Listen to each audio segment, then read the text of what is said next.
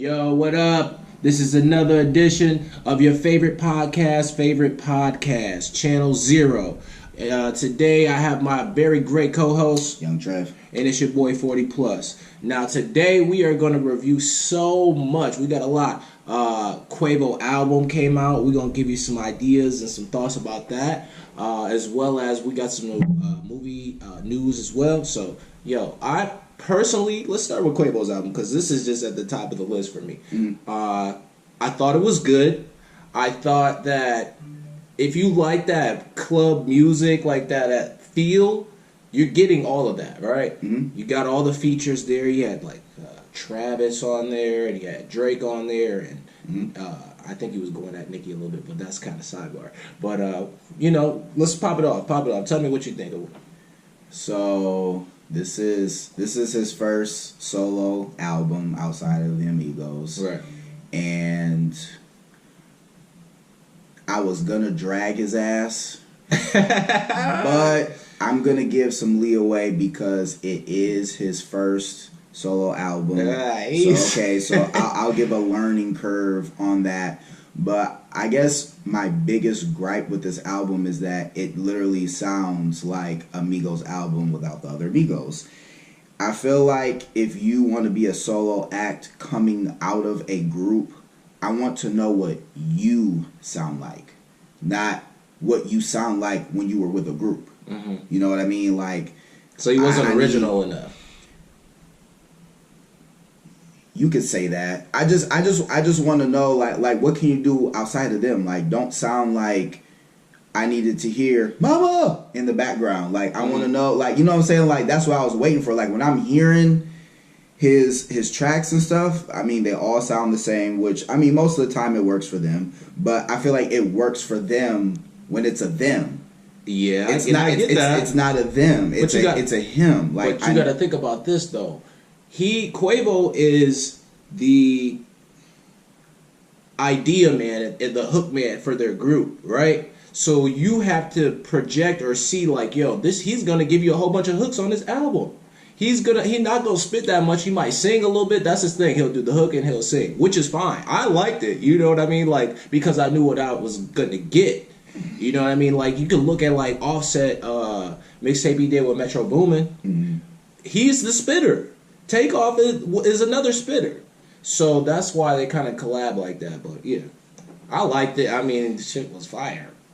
There's a couple on there that's bangers. I mean, it's good. I liked it. I'm not saying that it's terrible. I'm not saying it was trash by no means. I enjoyed it. You know what you're getting. You know what you're getting. You know what you're getting when you're getting an Amigos album. Yeah. I guess the expectation that I had, and I guess why I was disappointed was I just wanted to hear him be Quavo. I wanted him to be different. Like switch it up a bit. Like, because of the music industry, it's you have to evolve, you have to grow, especially how we consume music so fast and so quick, and things get old so quick. If you're just gonna sound like okay, you're going solo from a group that is doing amazing. Like the Amigos is hot group. They're on top. They're number one. Fish grease, yes. They're very successful. They are very successful. You wanted him to branch off from the sound. If I feel like this is my opinion. I feel like if you're gonna branch away from the group, I need you to not be that how you describe. Like, oh, you're just the hook man. Like, I need you to be more. Mm-hmm. Because you're not going to survive. I promise you're not. Like, you didn't start off solo being the hook man. You were part of a mechanism that worked for a bigger machine, which is the Amigos is the machine. You were a mechanism of that. And that outside of itself, amazing. That outside of itself, to me, isn't going to last. And I was seeing people's reactions, and I'm not alone in this. Right. Like, people were not. I get it. People were not impressed with this album, and it's like, yeah, because all he's doing is being him without the two other mechanisms with him, and it's like, you could take it on features, cool. You know what I'm saying? Because that's why people were getting so excited, because he was doing all these features.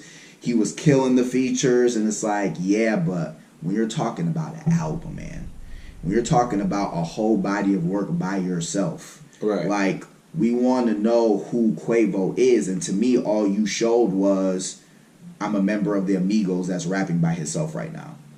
That's not telling me a whole lot. Like, where's your identity? You know what I'm saying? Like, not just like, oh, I'm Quavo from the Amigos. That's all I feel. Like, that's all I feel. Like think about when Beyonce went, solo. When I heard a Beyonce song, I didn't think, oh, where's Michelle and Kelly? This is like, oh, Beyonce, I'm established, I'm by myself. This is me. This is how I sound. Yeah. By myself. Like, and that's what, I feel. Well, you gotta look at his team though from that standpoint. They probably just saw the success they were having with that type of music and said, yo, if you're gonna go solo, continue to use that type of music. And I get it. As from a production standpoint, because they're, like you said, Beyonce's a great example. When she left Destiny's Child, the sound changed. She's using a band. She's using bigger and brighter variations of music to showcase herself, which is awesome. Right. Yeah. But Quavo, he took the easy route, and we can accept it just because of how popular they are right now. But you are right. Like when Travis's latest album, he has a sound that he, that's a Travis record.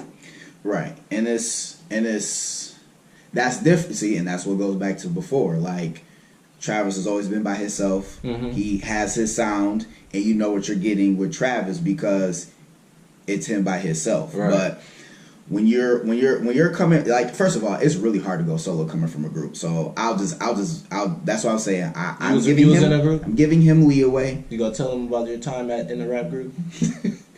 No, I'm just speaking. I'm just speaking like, remember Lane. No, never. Come on, man. You could freestyle a couple times. It's just, I just know when you have a successful group, trying to go solo is difficult. Like, we've seen it happen. It's not always going to be guaranteed like a success just because it may seem audiences are favoring this one artist out of the group.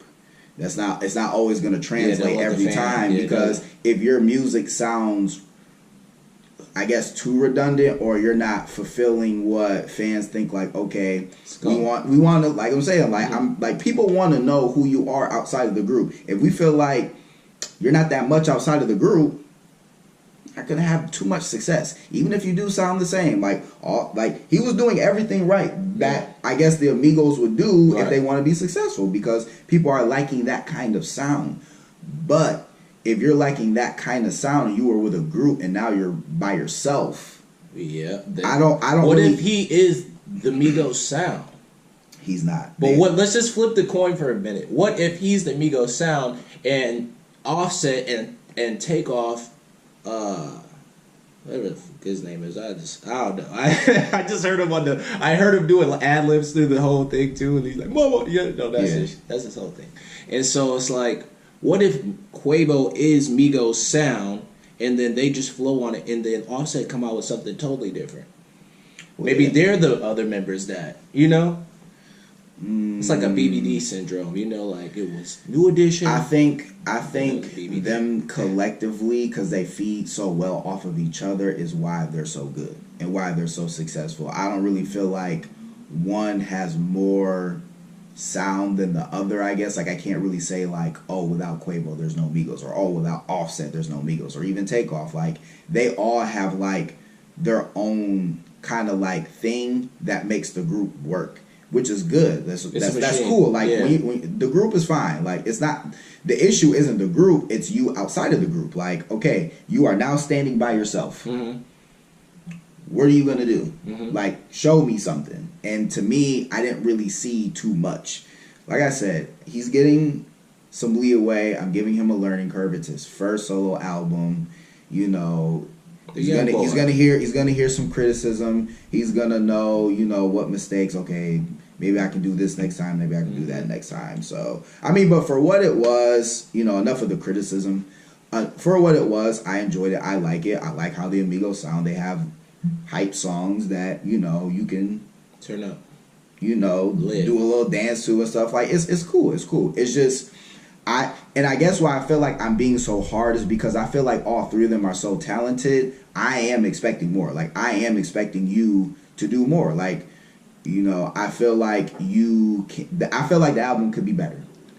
Just plain and simple. I feel like, plain and simple. I feel like the album can be better. Cut and dry here, Channel Zero. And keep it up, I want the sophomore album to be better than what it is. Sure, I don't want to just. I want to like the lyrical ability. I think that's why I'm so irritated, because I didn't really feel like it was showcased enough, because all three of them niggas really can fucking rap. Like they really can rap. So I don't know if people know that these niggas can rap for real. It's not just hibbity bobbity boobity bobbity. Uh-huh.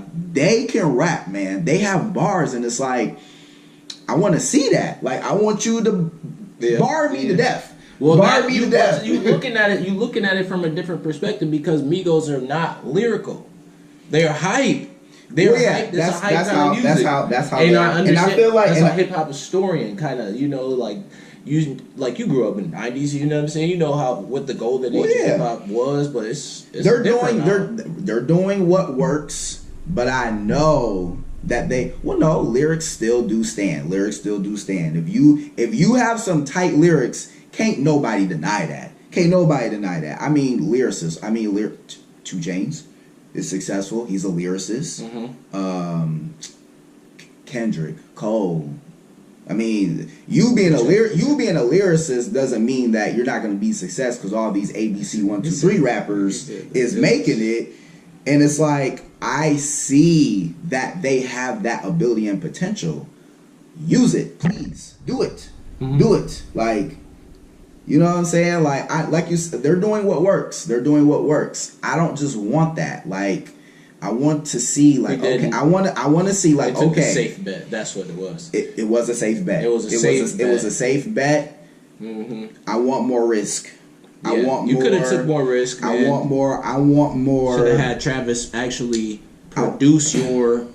This is what I think. You should have had Travis have a little bit more to do with your album, because y'all work very well together, right? Quavo and Travis Scott. So let Travis help you craft your sound coming out the gate, bro.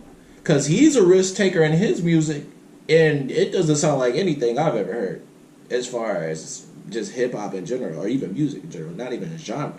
So he could have helped you craft it a little bit better and stepped out on your own, and it would have made for a better album. But you took the safe bet. Let's just keep it a buck. He does need some help. I'm not really sure if it's Travis the one that musical milk can help him, but you know, it's just other people too. Look to your big homies like T.I. and 2 Chainz, like you said. If you really want to get with the lyricists, then I just want him to showcase more than what he showed me. I think you were overestimating what his album was going to be, because look at where they are right now. Quality control. Look at their artists. They got Migos, they got Lil Yachty, they got Cardi B. Like, are these all lyricists? He signed to Quality Control? Yes. I think Lil Baby is signed to him too. I believe he is. I know Lil Baby is. And so look at that. Are you sure? Yeah. I really don't think Cardi B is. I believe she is. Because when she came out with her mixtape, she was super hot. And they were like, yeah, we're going to sign her. Because she was already dating Offset. Rumor is that he was writing some of them records. I don't know. I'm not saying that. I heard that. I'm not sold that she's signed. I think she's signed because they got her a deal to a major, but she's signed to Quality Control. If you guys know out there, leave a comment. I think somebody might manage her, but I'm not, because I know she's on Atlantic. I know that much. You know they do them deals where you can. Right, yeah. Well, that big major. I'm not sure. They might be in partnership. They might be in partnership. It's a part of that. It could be that. I am sure they're tapped in with Cardi B. Like, they are not missing out on that money. Well, yeah, she is hot as fish grease right here. I just wasn't, I guess, fully aware if that is the case that she was signed with them. For sure. I wasn't aware. For sure. They brought her up right up at the strip club, dog. They went in there and got her and came out. You're wilding. That's not how. That's not how it. The story goes. QC went into a strip club where she was working after, and they grabbed her. But they what said, about come with us? So you are hot as mistress. You're missing the timeline. So what about Love and Hip Hop? Because you know she was on that way before she was rapping. Yeah, she was stripping then too. Love and Hip Hop don't pay that well. Come on, man. This man is wild. He said, for real, though. QC went in the he went right in the strip club and grabbed her. Get her girl off the pole, like get her a towel. I'm almost positive that's not how it happened. I'm pretty sure. I got a source. Oh man, I have a source. You wild G. You know. So what we got next, man? What we got next? We have the biggest fumble of history. Literally, Disney fired James Gunn, and now he's about to direct Suicide Squad 2. Yeah, I really want to deep dive on this. Amazing. Go. So, the guy that brought some the most obscure characters and made them household names is joining the other side. I'm not going to say dark side because it might be, literally. But he's going to direct Suicide Squad 2. Now, he's going to sit down with them soon and rewrite a script that makes this movie absolutely epic. I loved the first one. It was okay. I'm not going to say I loved it like a child. Like, I liked it. Like, it was a 7 for me. Because, like, I liked the characters that she was using, but the story was just, like, kind of shaky, and the villain was even shakier. And I'm like, I want to see her with them. That's what it's supposed to be, because, you know, I know my source material like the back of my hand. Oh, that's new. But listen, we can do better with James Gunn coming over here, because not only can he help with this film, but he can help with them in its entirety. Like, Aquaman's coming down the pipeline. That looks sweet. That trailer, I saw when I went to see Venom.